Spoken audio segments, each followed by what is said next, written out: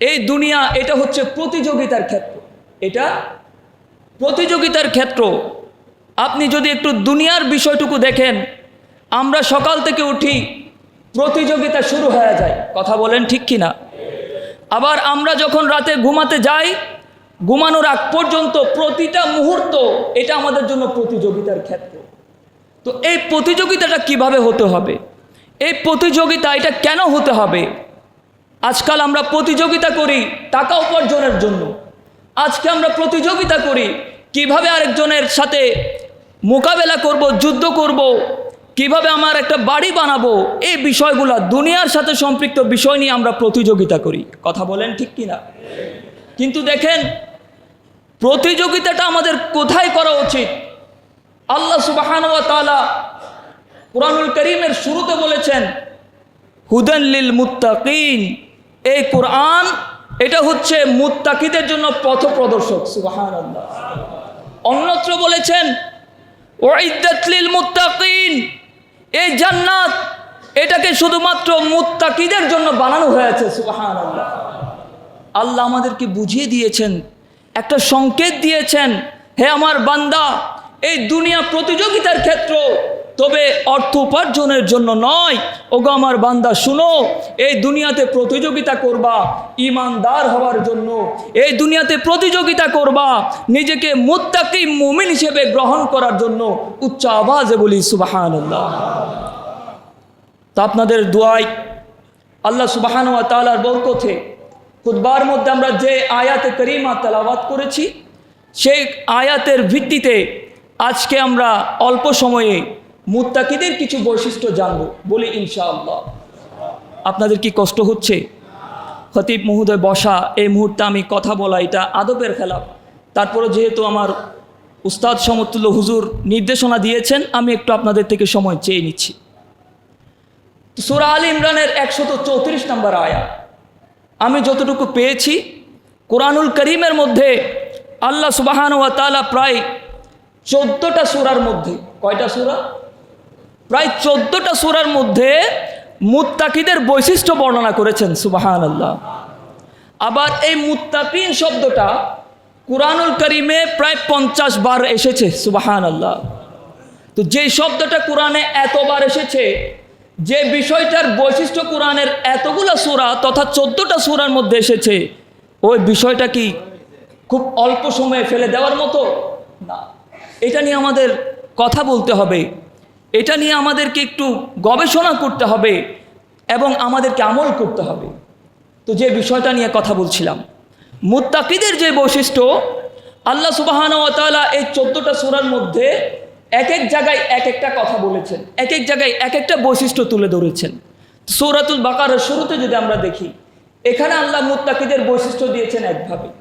আবার সূরা আলে ইমরানের 134 নম্বর আয়াত, যেটা আজকের আলোচ্য বিষয়, এখানে আল্লাহ মুত্তাকিদের বেশ কিছু গুরুত্বপূর্ণ বৈশিষ্ট্য তুলে ধরেছেন, যেগুলো আজকের সময়ে এসে আমি বিশ্বাস করি আমাদের জন্য অত্যন্ত গুরুত্বপূর্ণ বিষয়। তো এই বিষয়গুলো নিয়ে আজকে আমরা আলোচনা শুনব। তো এই আয়াতের মধ্যে আল্লাহ সুবহানাহু ওয়া তাআলা বলছেন, আল্লাযীনা ইউনফিকুন ফিস সাররাই ওয়াদ দাররা। মুত্তাকি হচ্ছে তারাই যারা সচ্ছল অসচ্ছল, সুখে দুঃখে প্রতিটা সময় আল্লাহর রাস্তায় দান সদকার মধ্যে ব্যস্ত থাকে, সুবহানাল্লাহ।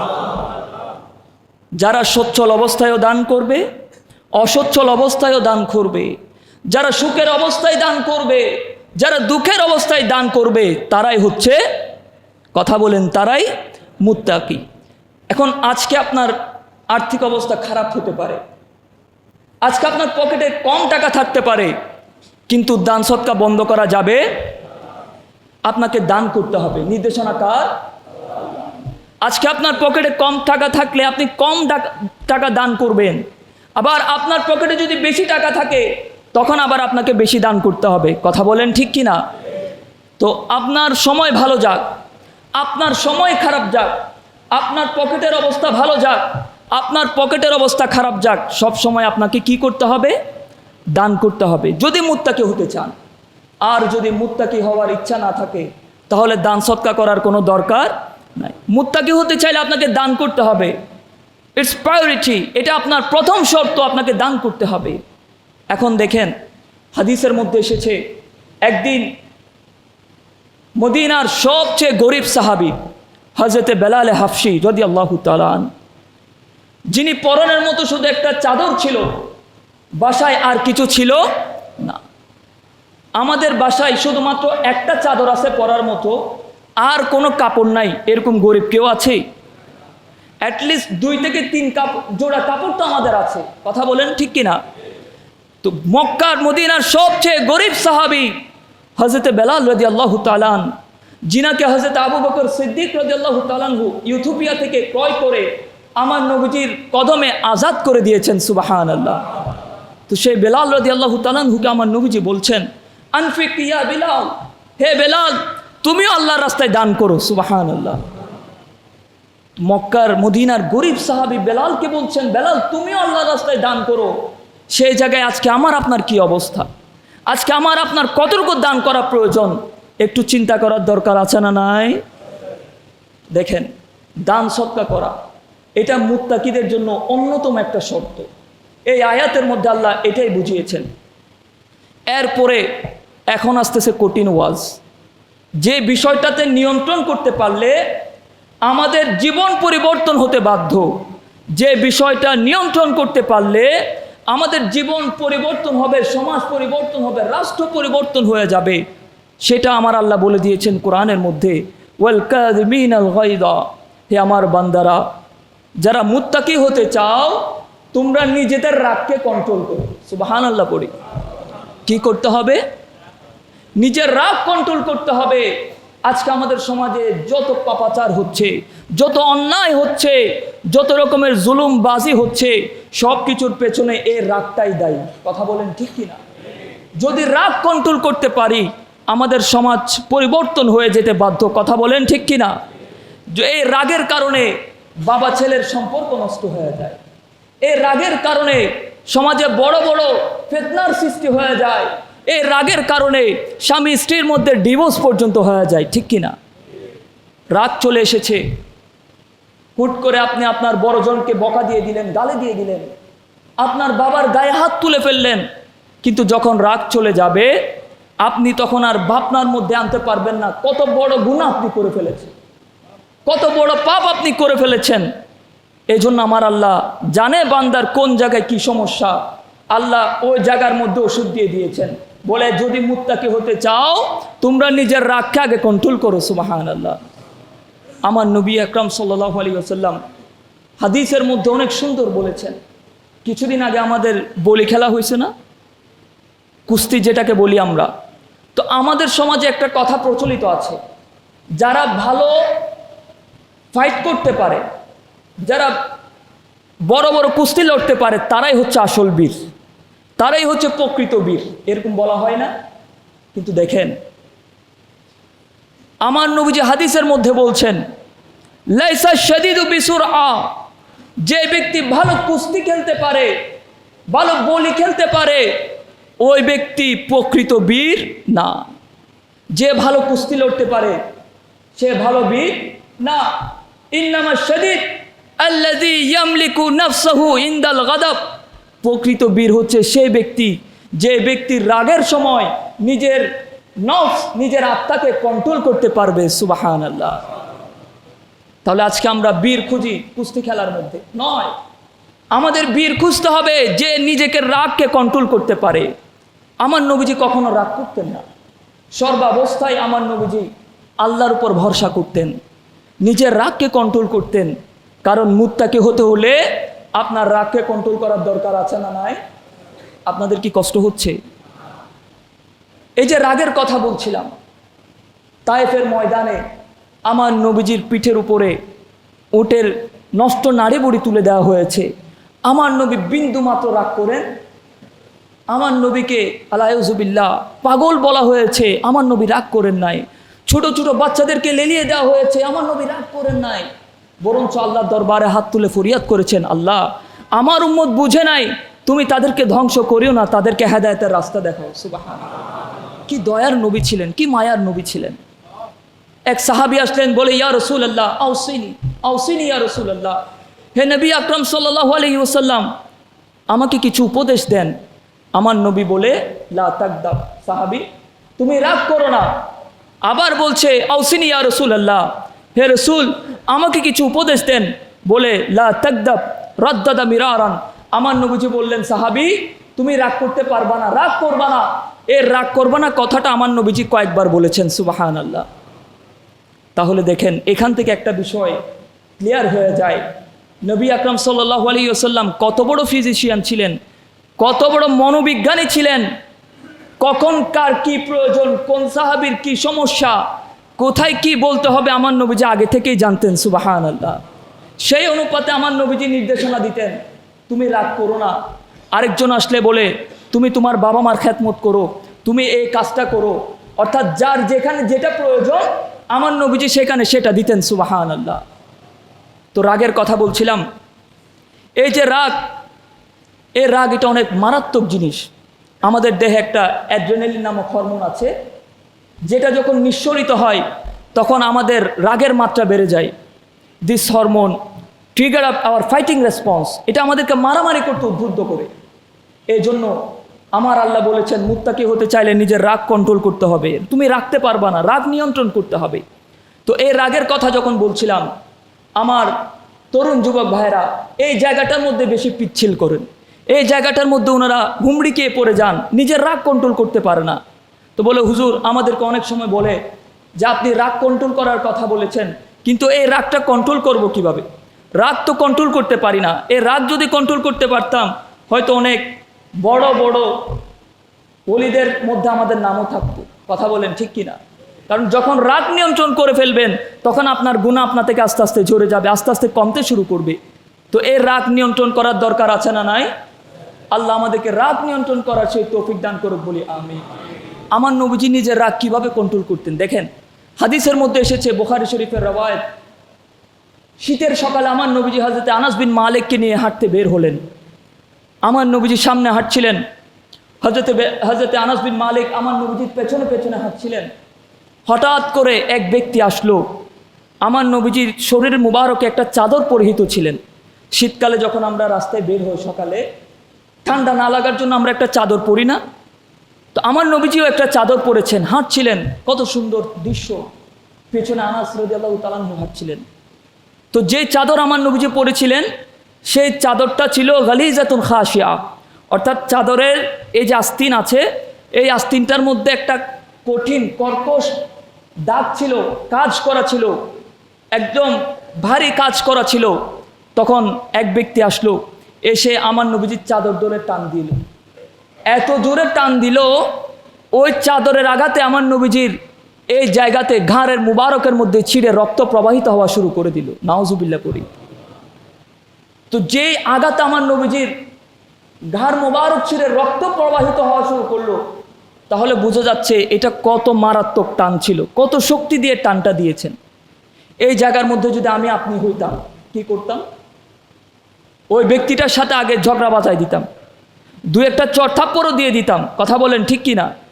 কিন্তু দেখেন আমার নবীজি আমাদেরকে কি শিক্ষা দিয়েছেন। ওই ব্যক্তি আসলো, এসে চাদর টান দিল, আমার নবীজিকে আহত করলো। আমার নবীজি তার দিকে তাকাইলেন। ওই ব্যক্তি বলে, ইয়া মুহাম্মদ মুল্লি মিন মালিল্লাহ, আল্লাহ তোমাকে যে ধনসম্পদ দিছে ওই ধনসম্পদ থেকে আমাকে কিছু দান করো। আসছে মূলত ভিক্ষা করতে। কি করতে? কিছু চাইতে আসছে। ভিক্ষা করার স্টাইল দেখছেন? নবীজিকে চাদর টানে নবীজিকে আহত করে ফেললেন, এরপর বলতেছে আমাকে কিছু ভিক্ষা দাও। আমি আপনি হইলে জীবনে ভিক্ষা দিতাম? কিন্তু দেখেন কত দয়ার নবী ছিলেন, কত মায়ার নবী ছিলেন। আমার নবীজি ফালতাফাতা ইলাইহা রাসূল, আমার নবীজি সাল্লাল্লাহু আলাইহি ওয়াসাল্লাম ওই ব্যক্তির দিকে তাকালেন, ফাদাহিক, এবং মিষ্টিভাবে একটা মুচকি হাসি দিয়ে দিলেন। সুবহানাল্লাহ। করার কথা ছিল উল্টা, কিন্তু আমার নবীজি মুচকি হাসি দিয়ে নিজের রাগকে কন্ট্রোল করেছেন।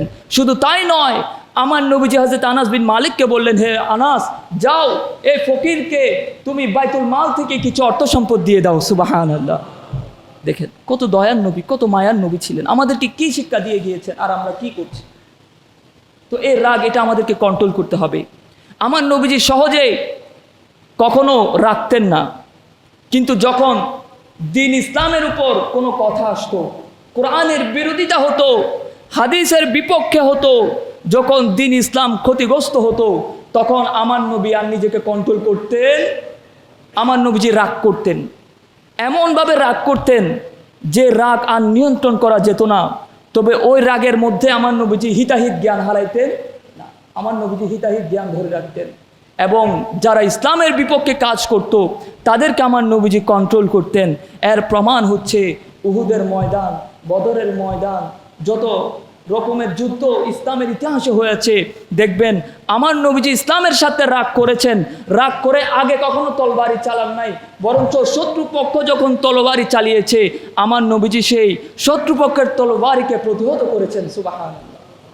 তো এখান থেকে আমাদের শিক্ষা হচ্ছে আমরা নিজের রাগ কন্ট্রোল করব, কিন্তু দিন ইসলামের বিপক্ষে যখন কেউ দাঁড়িয়ে যাবে তখন আমাদের যুদ্ধ আসানা নাই, তখন আমাদের কণ্ঠ আর বন্ধ করা যাবে। এই যে ফিলিস্তিনের জমিনে আজকে আমাদের ভাইদের উপর অত্যাচার হচ্ছে, আজকে বাংলাদেশে দাঁড়িয়ে আমরা এর প্রতিবাদ জানাচ্ছি, এটা আমাদের ঈমানি দায়িত্ব। কথা বলেন ঠিক কিনা? এটাই হচ্ছে ইসলামের এবং মুসলিমের দায়িত্ব। এই যে ব্যক্তিরা যারা আমরা আছি, প্রত্যেকটা মুসলমান এক এক ভাই, এক একজনের আলাদা আলাদা জায়গায় হতে পারে, কিন্তু তারা একটা শরীরের মতো। সুবহানাল্লাহ।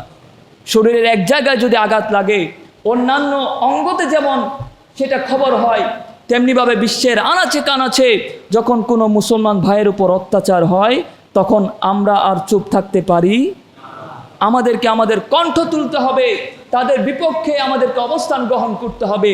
আল্লাহ সুবহানাহু ওয়া তাআলা আমাদেরকে দ্বীন ইসলামের জন্য সর্বাবস্থায় প্রস্তুত থাকার সেই তৌফিক দান করুক বলি আমিন। তো যে কথাটা বলছিলাম আমি শেষ করে দিচ্ছি। রাগ নিয়ন্ত্রণ করা এটা খুব কঠিন কাজ। আমার তরুণ যুবক ভাইয়েরা এই জায়গাটার মধ্যে স্লিপ করে ফেলেন, কিন্তু দেখেন কিভাবে রাগ নিয়ন্ত্রণ করতে হবে এটাও আমার নবীজি আমাদেরকে বলে দিয়েছেন। সুবহানাল্লাহ। আমার নবীজি 4টা নিয়ম বলে দিয়েছেন। কয়টা নিয়ম? কথা বলেন, কয়টা নিয়ম? 4টা নিয়ম আমার নবীজি বলে দিয়েছেন, যে নিয়মগুলা যদি আমরা ফলো করি আমাদের রাগ অটোমেটিক কন্ট্রোল হয়ে যাবে। সুবহানাল্লাহ। প্রথম নিয়ম একটু খেয়াল করতে হবে, মনোযোগ আছে আপনাদের?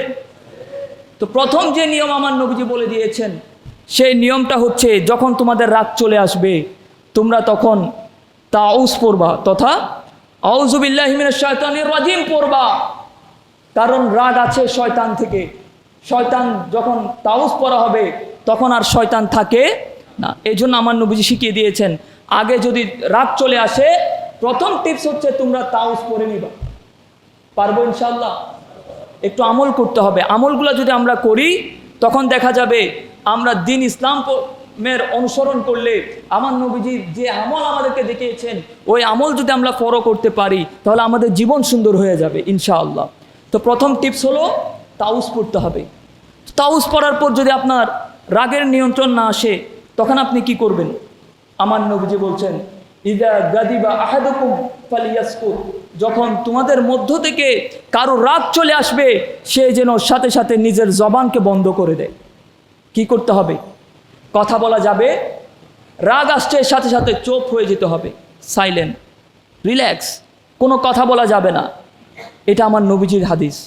কারণ দেখবেন রাগ চলে আসলে আর মুখের উপর কন্ট্রোল থাকে, কাকে কি বলে ফেলতেছি, কাকে কি গালি দিয়ে দিচ্ছি এটার পর্যন্ত আমাদের জ্ঞান থাকে।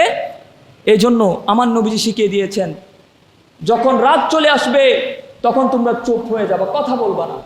এরপরে তৃতীয় নাম্বার যে টিপস, সেই টিপসটা হচ্ছে lower or minimize your action. আপনার কার্যক্রমকে কমাইতে হবে। সাপোজ আপনি দাঁড়িয়ে আছেন, রাগ চলে আসছে, আপনি আর দাঁড়ায় থাকতে পারবেন না, আপনার বসে যেতে হবে। বসা অবস্থায় যদি রাগ চলে আসে আপনার শুয়ে যাইতে হবে। আপনি যে কাজ করছেন ওই কাজটাকে কমাইতে হবে। এটা আমার নবীজি আমাদেরকে শিক্ষা দিয়েছেন। Lower or minimize your action, তোমার কার্যক্রমকে কমাও। আর এখন তো দেখা যায় কিসের অ্যাকশন কমাবো? যখন রাগ চলে আসে তখন আমরা মারি ডাইরেক্ট অ্যাকশন। কথা বলেন ঠিক কি না? এটা করা যাবে না। আপনার কার্যক্রম কমাইতে হবে, এরপরে রাগ আস্তে আস্তে কমে যাবে। চতুর্থ টিপস আমার নবীজি বলছেন, খুব সুন্দর করে বলছেন, ইন্নাল গাদাবা মিনাশ শয়তান, রাগ এটা আসে শয়তানের পক্ষ থেকে। ওয়া ইন্নাশ শয়তানা খুলিকা মিনান নার, আর শয়তান তাকে সৃষ্টি করা হয়েছে আগুন থেকে। ওয়া ইন্নামা তুতফাউন নারু বিল মা, আর যেই আগুন, এই আগুনকে নিভাইতে হলে আমাদের কি প্রয়োজন হয়? পানির প্রয়োজন হয়। অতঃপর আমার নবীজি বলছেন ফাইজা গাদিবা আহাদুকুম ফালিয়াতাওয়াদ্দা, যখন তোমাদের রাত চলে আসবে তোমরা একটু ওযু করে নিবে। সুবহানাল্লাহ। দেখেন কত বড় ডাক্তার আমার নবীজি ছিলেন, কত বড় মনোবিজ্ঞানী সাইকোলজিস্ট আমার নবীজি ছিলেন। আমাদেরকে বলে দিচ্ছেন কখন কিভাবে রাগ কন্ট্রোল করতে হবে। এই শিক্ষাগুলো আজকে আমাদের সমাজ থেকে উঠে যাচ্ছে বিদায় আমরা নিজেদেরকে ট্র্যাক থেকে হারিয়ে ফেলছি, মুত্তাকি হওয়া থেকে আমরা দূরে সরে যাচ্ছি। আল্লাহ পাক আমাদেরকে আমল করার তৌফিক দান করুক, বলি আমিন। এরপরে যেই আয়াতের সর্বশেষ যেটা ওয়াল আফিন আনিন নাস, সেটা হচ্ছে অপরকে ক্ষমা করতে হবে, অপরকে ক্ষমা করতে হবে। আজকালকার আমরা নিজের ভাইকে ক্ষমা করতে পারি না, মুসলমান আরেক ভাইকে ক্ষমা করতে পারি না। আমরা আল্লাহর কাছে ক্ষমা চাই কোন মুখে? কথা বলেন ঠিক কিনা? আগে আপনার ভাইকে ক্ষমা করতে হবে। এজন্য আল্লাহ বলছেন ওয়াল আফিন আনিন নাস, তোমরা অপর ভাইকে ক্ষমা করা শিখো, আল্লাহ তোমাদেরকে ক্ষমা করে দিবেন। সুবহানাল্লাহ। এই যে বিষয়গুলো বললাম, ওয়াল্লাহু ইউহিব্বুল মুহসিনিন, এবং আল্লাহ সৎকর্মশীলদেরকে ভালোবাসেন। সুবহানাল্লাহ। তো আমরা চেষ্টা করব সৎকর্মশীল হওয়ার। কি হওয়ার? সৎকর্মশীল হওয়ার। আল্লাহ সুবহানাহু ওয়া তাআলা আমাদেরকে মুত্তাকি হওয়ার সেই তৌফিক দান করুক, সৎকর্মশীল হওয়ার সেই তৌফিক দান করুক, বলি আমিন।